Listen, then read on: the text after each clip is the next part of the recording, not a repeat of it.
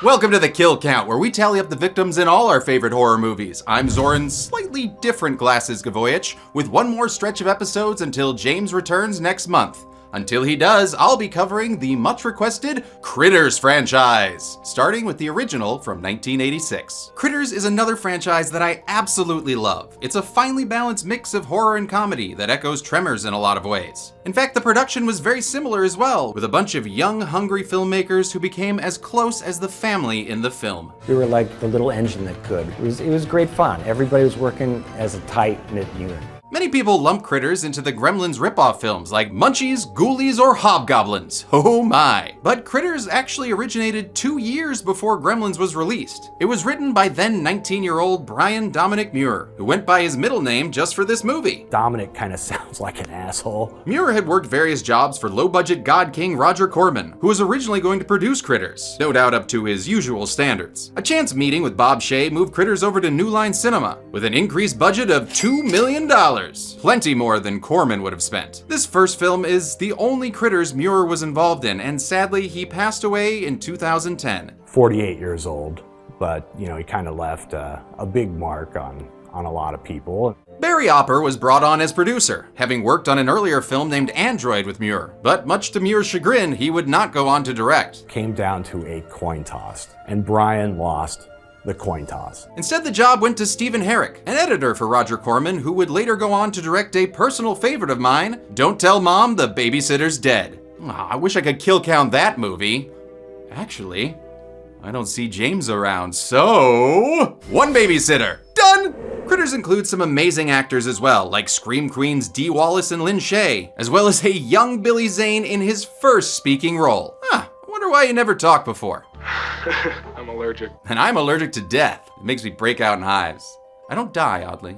But who cares about actors when you've got the titular Critters? Designed and operated by the Kyoto brothers, the Three Stooges of visual effects. The Three Stooges for the Kyoto brothers, it's a really, really good description. The Kyoto brothers are maybe best known for creating Killer Clowns from Outer Space, a movie that led to James and I meeting, so, you can blame it for me being your host today. The Kyoto crafted creatures would go on to have several sequels. There's the Easter one, the Leo one, the one in space, and the new one, though they weren't involved in that last one. I'll be covering all of them over the next few weeks. And yes, there is also a TV series that started on Go90 and wound up on Shudder, but I will never be covering that thing. They have like a Matrix joke in there. It's 2021, enough bullet time! But this is where the franchise started. The story of alien fugitives who land on Earth and terrorize an all-American family. The farming fam is assisted by a couple of shape-shifting bounty hunters, who help by blowing lots of shit up with their dick guns.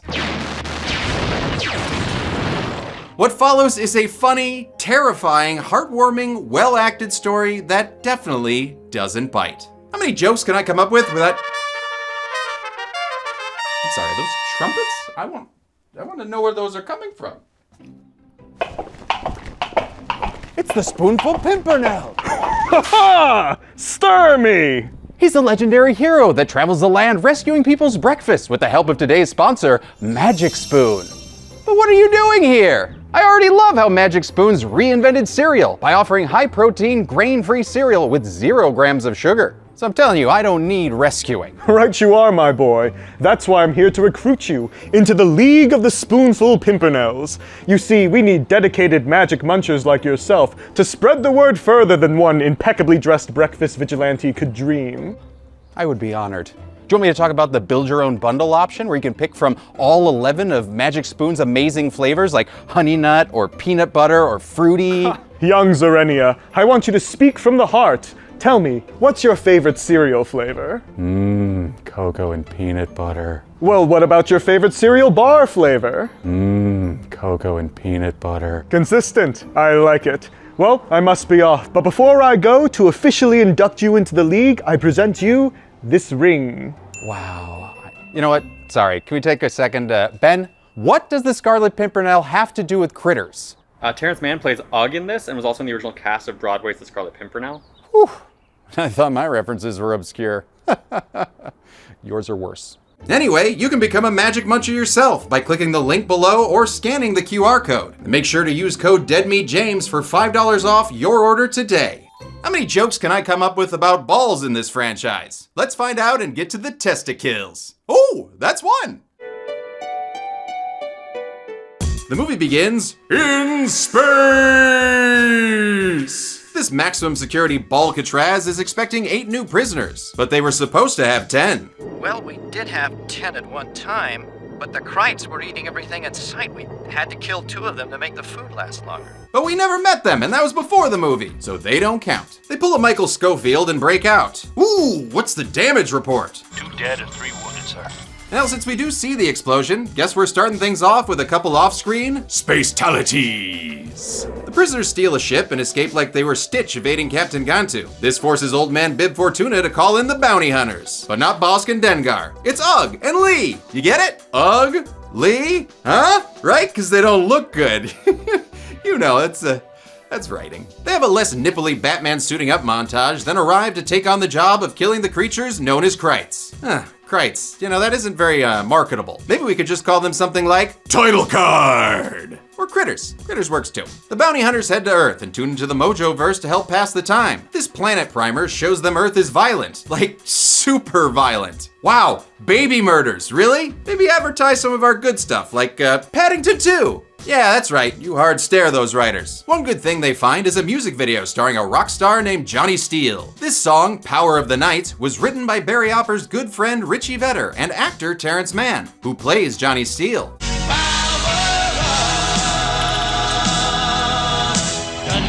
Mann's a Broadway actor who originated the role of Rum Tum Tugger in Cats. However, Terrence wasn't production's first choice. Steve and I wanted Billy Idol. But Idol was too busy dancing with himself, and Mann got the role instead, applying his Broadway skills to this very catchy power ballad. I remember going into the studio and sitting down at the piano and writing it in about 20 minutes, half an hour. Johnny Steele's eye fucking gets the alien all hot and heavy. And melty. In a Raiders-like effect, Ugg alters his appearance to gain himself a new Steele look that would make Derek Zoolander proud. This awesome analog morphing effect was done by special makeup supervisor R. Christopher Biggs. His team placed heaters around a many-layered model head and melted it in real time, then played the footage in reverse. By the time they land on Earth, Lee still hasn't transformed. Nothing likes me. Find something. Oh, sounds like me talking to my single friends. Don't worry, Fiona. We'll find you someone. Never asked you to, Zorn. Just outside the town of Grover's Bend lives our hero family, the Browns. No relation to my mom, Susan Brown. But here we've got bacon-cooking Mama Helen, Mila Kunis-looking daughter April, Oshkosh Bagoshin Papa Jay, who looks like he should be searching for his dog Pooh Bear, and Ferris Bueller and son Brad, fresh out of the precocious protagonist factory. Same place they made that kid in Leprechaun. They're a picture-perfect rural family, complete with folksy threats of corporal punishment. You miss that bus, I'm gonna skin you and hang your bones out to dry.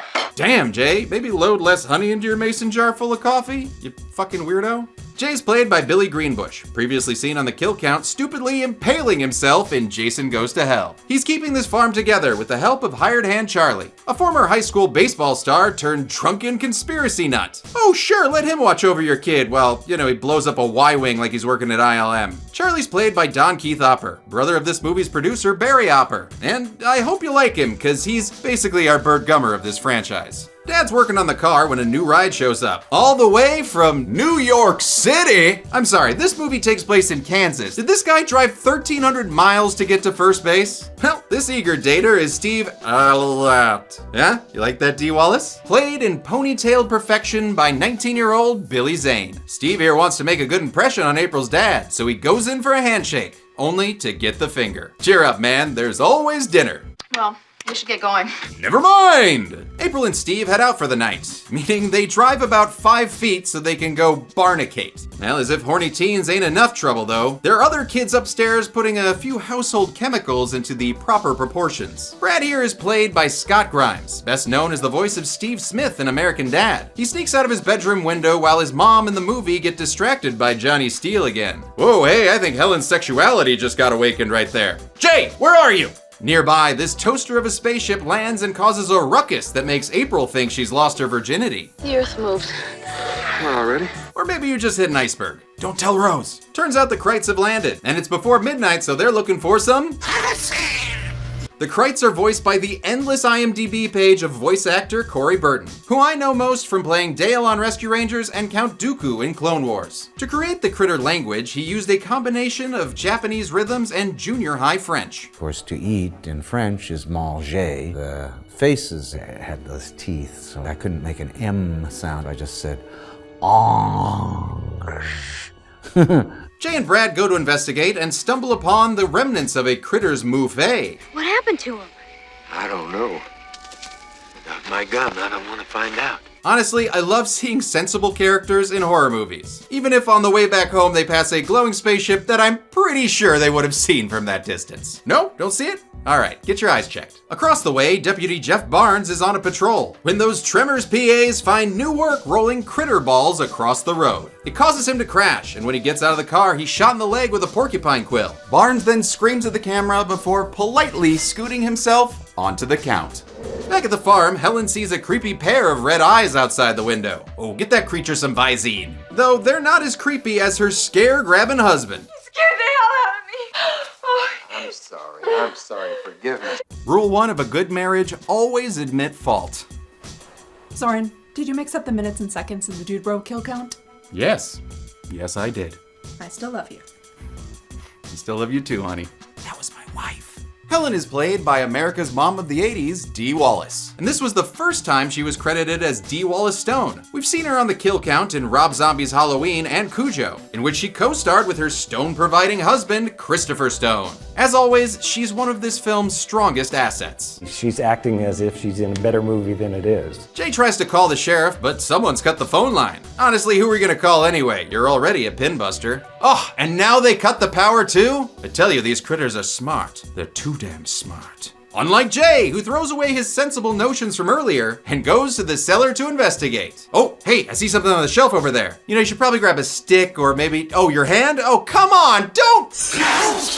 That's right, say hello to the critter. Aw, you look sleepy. The critters were designed and operated by Stephen, Edward, and Charlie Chiodo. Muir's script described the critters as furballs with teeth, and the Chiodos added a little inspiration of their own. In this case, I think it was really the Tasmanian Devil became kind of the touchstone. Anything else? Tried to do something reminiscent of the Muppets, light and very expressive. And they did so, using practical hand puppets with hydraulic articulations in the face. The critter's signature glowing red eyes were achieved with the same reflective paint used on stop signs. They would then position a beam splitter near the camera that would reflect red light back at it. It gave the critter's eyes an incredible depth and a kind of an unreal look. It just looked really, just very cool. The only issue with the puppets was the fur they used to achieve a less cute and more quill-like look. The moose pelts we got ended up being very stiff, and it was really difficult to puppeteer. You were fighting this thick pelt that really inhibited a lot of the movement. Jay's attacked from above by another Krite who takes 5 easy pieces out of his shoulder. Jay manages to smash it with a hammer! But before he can make it up the stairs, he's hit by one of those quills we saw used on Deputy Barnes. He's knocked out and dragged away, and later we learn more about the non-Jeffrey Rush related quills. Hey, careful, boy. That's some kind of poison. And those will make any cowboy sing a sad, sad song. Meanwhile, the Blue Ball Marathon Makeout sesh has been going for what seems like hours. So long that the music has stopped. Yeah, you put that weird director name cameo music back on.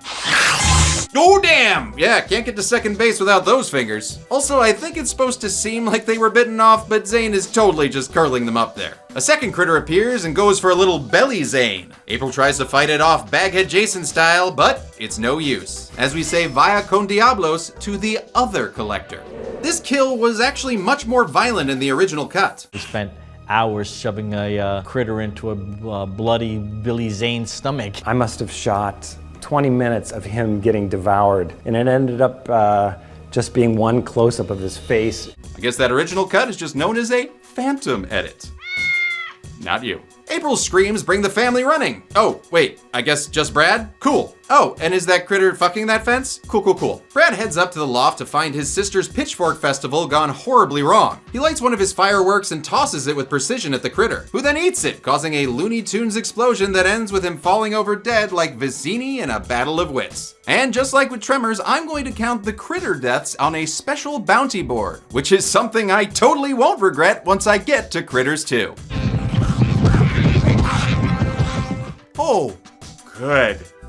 time. Too late for tapebacks though, so let's add this Tasmanian Devil as our first Krite on the bounty board. At the police station, Charlie asks Sally the dispatcher to call the National Guard. Earlier, he saw the ship fly by, making him do a failed spit take. Sally the dispatcher is played by Lynn Shay, well known for Insidious and previously seen on the kill count in A Nightmare on Elm Street. She's also the sibling of New Line executive Bob Shay. And I bet that was planned. There was no trade-off, my brother for your sister or anything like that. Oh, well, whatever brought her in, it's always a treat to see her. Almost always. Charlie tells Sally to stay put while he goes to find the sheriff at the bowling alley. And by sheriff, he means whiskey. Charlie shoots the sheriff, but before he can do the deputy, the bounty hunters arrive. And look, Lee Hunter Oswald has finally taken the form of a human. A local reverend seen earlier in a scene with a funny and totally not forced horror organ cue.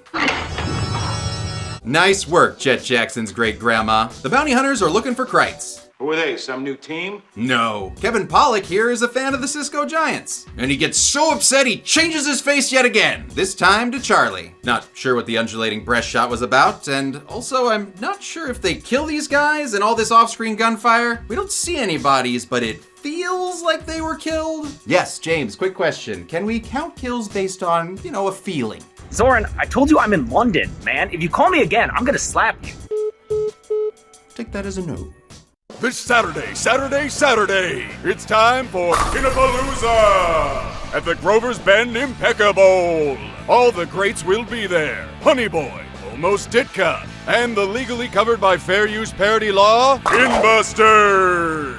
Plus a surprise appearance from the Bounty Bowlers. Holy shit.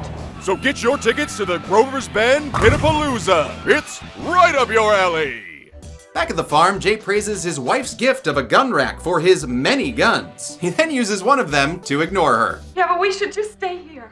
No, we can't wait.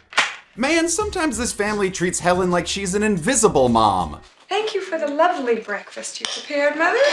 The Browns head to the truck, but it's been torn up. Okay, what about Steve's car? Assuming it still has gas after its 22-hour trip from New York. Ho-ho! Looks like Steve's brought along a big old city critter to teach you country critters how to run. The critter ball was actually a Krite form the Kyoto brothers came up with to make movement easier and look less silly. I'm gonna get you! Some of the balls had a remote-controlled gyroscope inside so they could move around corners, but others were basically bowling balls with fur rolled by anyone who was around. We would be in this emotional, hysterical state, and all of a sudden we'd hear Steven or somebody go, okay, roll them in. The Browns get back to the house where Jay is bit on the same shoulder as before. Oh, wow, that's gotta hurt, but hey, easier for continuity. Once again, the family sends Brad off on his own so he can unlock the door from the inside, right as the critters approach.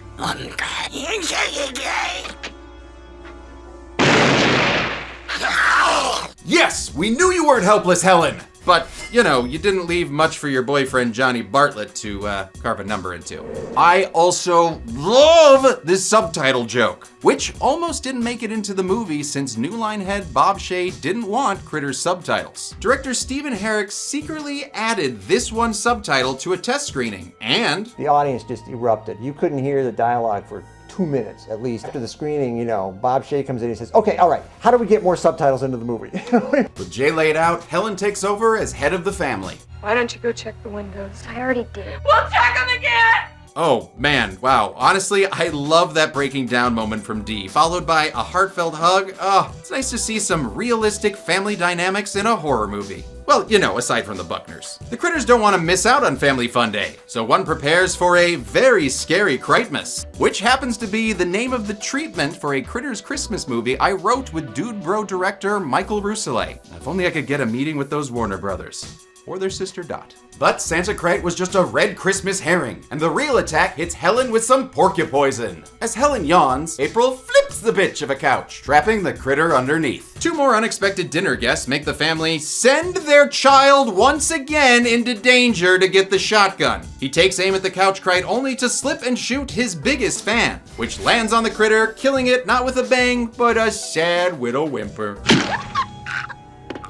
Brad makes it upstairs and does a lamplighter impression, igniting what I can only assume is this critter's fiancé. Helen, no! Luckily, Diane makes it to a nearby toilet to cool off, while her fiance goes to see if Kays takes returns. This fire shot was one of the first ones done by second unit director Mark Helfrich. He filmed most of the Critters inserts, and wanted to fully burn one of the puppets on set that day. We can't burn a hero puppet. They were like $10,000 with full articulation and stuff. During all these farmhouse shenanigans, Sheriff Harvey has been investigating the path of destruction left by the bounty hunters. Oh hey, verification that the bowling boys aren't dead after all! No, I better call James.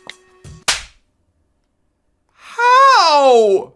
Yep, we're definitely doing sword kill counts again.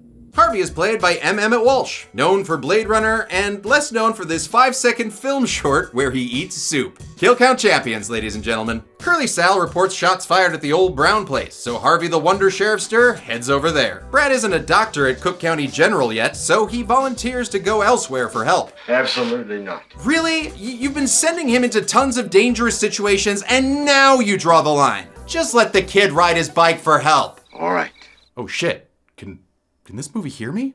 Brad makes his way to his bike only to find a non-Frisch's big boy who's more of a Huffy fan. It chases B-Rad into the B-Arn, where he uses his peep eye to see that these critters have definitely been eating their spinach. They're growing. The growing shot was done live on location in a similar way to the transformation from Werewolf by Night. So we were puppeteering the main critter, and then we would just kind of bring other elements in. We brought some duvetine in there to kind of create a amorphous shape, and then had another critter pop out of that. It's a cool effect, but also an aspect of their biology that's never addressed in any of the sequels. Something we will see later is the critters having a party, tearing up pillows, eating Klaus, and taking out their aggression towards the man that produced Gremlins. D. Wallace, look away! This E.T. the Extermination was actually very hard to film. Because the critter couldn't really go sideways to bite the arm like this, because the whole body would rotate like that, which looks funky. The pillow also caused an issue because the down got everywhere, including inside the critters. Couldn't get rid of it. And 2 days later, they're coughing out little feathers. This fun puppet palooza is set to a score by Randy Newman! David Newman. But it's still really good. David Newman's music is in a lot of movies and TV, including a personal childhood favorite, The Brave Little Toaster. And this party finally comes to an end when the Sweetums critter runs by the window. Wait for me, I want to go to Hollywood! Brad makes it to the road and flags down the bounty hunters. After realizing they're not the real Charlie and Johnny Steele, he tells them to head to the farm. Better hurry, since April is being attacked by a big boy. Aw man, and looks like he tore his critter costume. Jay fends it off with a Dr. Ross Jennings special, and this landlady doesn't like it when devils are in her house. So she shoots one through the door, leaving some very green blood behind. Not unlike gremlin blood. Not gremlins. Helen uses her last shot to take out a chair that I would love to add to the chair count. That's not a thing. You're right. But what about this door that gets knocked onto the count? Oh man, when is James coming back? All right, fine, we'll just count the kills since the bounty hunters have arrived and they're ready to take out a wall. You just saw him roll on the ground. Why are you aiming up? Yeah, that's right, Ugg. You walk by all dismissive. The Browns reunite, but only ever so briefly since Brad is once again sent into danger to find his Wookiee of a cat. Oh God, Chewie. Sheriff Harvey arrives and tries to keep the family safe as the bounty hunters just destroy their house. I mean, insurance ain't covering that. They end up in the bathroom where Diane's been having an affair with a ghoulie. She's flushed out of her hiding place when Ugg uses his cannon to fix the critter clog. Oh yeah, you got them booms like Jagger. The bounty hunters' guns were actually modified 12-gauge shotguns designed by Anthony Dublin. They used smaller shotgun shells since full-size shells would have blown the barrel off. But these bite-sized bullets still packed a punch. And all these shards of the toilet of the porcelain come flying back and hit the stunt guy in the face, and he got some pretty nasty cuts on his face from that. Another critter ball bails on the situation past Sheriff Harvey, who asks bounty hunter Charlie what's going on. His response is very peculiar. I hope not your take over our operation. I'm sorry, what the hell did he just say? I hope not your take over our operation. Sure, if that's the best take we got, just use it. But hey, make sure to put M. Emmett Walsh down nicely. Good God, the man's 53 years old. Be gentle. Harvey's okay, but Brad isn't, since he's found Chewie as well as another fat cat in the form of Big Daddy Critter. BDC attacks, but is scared off by Ugg's euphemism of a gun. The human-sized critter was portrayed by Kevin Thompson, a seasoned costume actor whose work includes Ewoks, Clockwork Napoleon Bears, and the alien from Night of the Creeps. The reason the full-size critter is never fully seen outside of quick cuts is because the director and Kyoto's weren't very happy with the final look. First time you see it in full thing, it reeks of the Kool-Aid Kid. Oh yeah, critters! Zoran, are you sure people are gonna know that you got an official voice of the Kool-Aid Man for this little cameo? They will when they see this. Yeah, I really should put some pants on. Over my dead body! Brad and Ugg get downstairs to find that April's been kidnapped by the Shredritter, and it's up to teenage biking ninja Brad to save her. Cause I guess he's gotta do everything! Can someone please at least go with him? Like, I don't know, you, Charlie Hunter. Oh, shit. Okay, don't wanna mess with the ear wiggling. Everybody back the hell off! Just let him drive so you can catch up with your lone wolf of a kid. Okay, cool. We're cool. Brad literally runs into Charlie and the two head into the spaceship to rescue April. Did I say two? Cause I meant just Brad! Again! Well, he's able to find his sister and pluck out her gnarly ingrown hair. She then April O'Neils her way out of the ship while Brad takes out his favorite Left 4 Dead weapon. Before he can light the bomb, he's chased out of the ship by Big Daddy Critter. Hey, this ain't the Orville, get out of here! And on the way out, he loses his only weapon. I dropped my firecracker! I'm sorry, but if you call that IED a firecracker, what do you call a tank, a parade float? The critters prep for launch while Charlie gets a goddamn plan. He has Brad light up his alcoholic character trait, then chucks it through the tiniest slit on the door. Man, I bet he bullseyes womp rats in his T-16 back home. The ship takes off as everyone is reunited, but before the critters leave, they make like Bob Evans and bring it down on the farm, blowing up the Browns' home in an incredible practical explosion. Damn, that was cool. The explosion could be seen from the freeway. So traffic went, was pulling off to the side because it lit up the sky. And speaking of lit up, that firecracker got set off by Charlie's cocktail. Guess uh-oh is a universal language since the critter ship is blown up, killing the remaining 3 Krites and also blowing up the house just a bit more for good measure. The survivors look on and Dee Wallace starts to cry when she realizes she'll eventually have to be in the not-so-great 5th film. The bounty hunters also want to return in a sequel, so they give Brad their pager, as Charlie wanders off with them, offering to be their space intern. Maybe you need a good mechanic to work on them guns. The family looks at their destroyed home as night turns to day and they drive back to their house. Wait, where the hell did they go all night? Now this smells like a reshoot. And in fact it was. The movie originally ended with the house destroyed and the family just moving on with their lives. But a comment from a random director after a test screening got them a new ending. Wouldn't it be cool if the kid could push a button and the house comes back together? And Bob Shea said, that's brilliant. To achieve this magical rebuild, a miniature replica of the house was made by Gene Warren Jr. They used cables attached to various points to pull it apart, and latex rubber inside the house, so stuff would come down like that.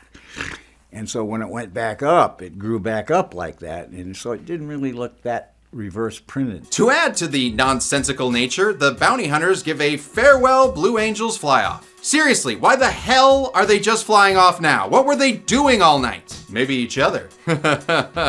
I don't judge. Well, at least there's a cute cat on delivery package in the mailbox, and a sequel tease with some very giggly eggs.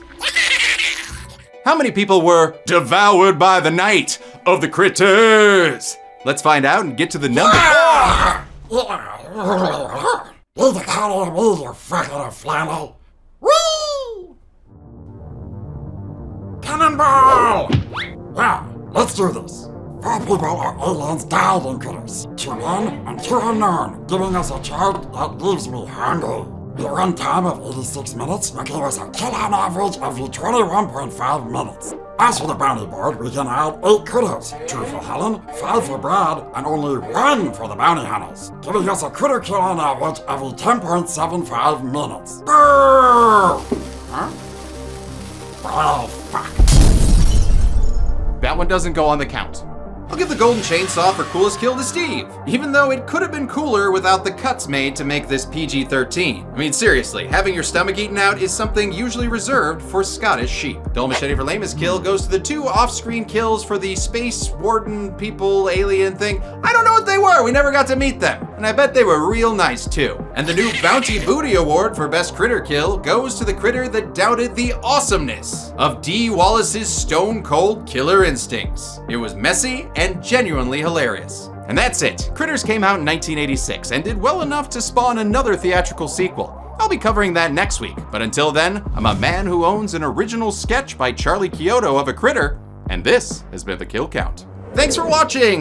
This is the beginning of our big Critters reign. Not as many films as Tremors, but still plenty. We got 4 more to go, and I'm so excited that we've got wonderful things like Critter Balls right here, made by Gina DeVivo again, because I can't make a kill count without Gina DeVivo showing off that she can just make amazing crap for me. Support the Writers Guild of America in their strike. Yes, do exactly what that man said right there. Wow, I'm doing stupid ball jokes, and he's actually doing things that matter. I don't look like an ass. Hope you enjoyed the Tremors Fest video. If you didn't, check that out. So yeah, James and Chelsea still gone, enjoying their honeymoon. I hope they're having a great time. Let's check in with them. I'm at Stonehenge. Get back to work. Awesome. I'm very excited for whatever that clip was. Next week, we're going to keep following the bouncing ball. And until then, remember, be good people.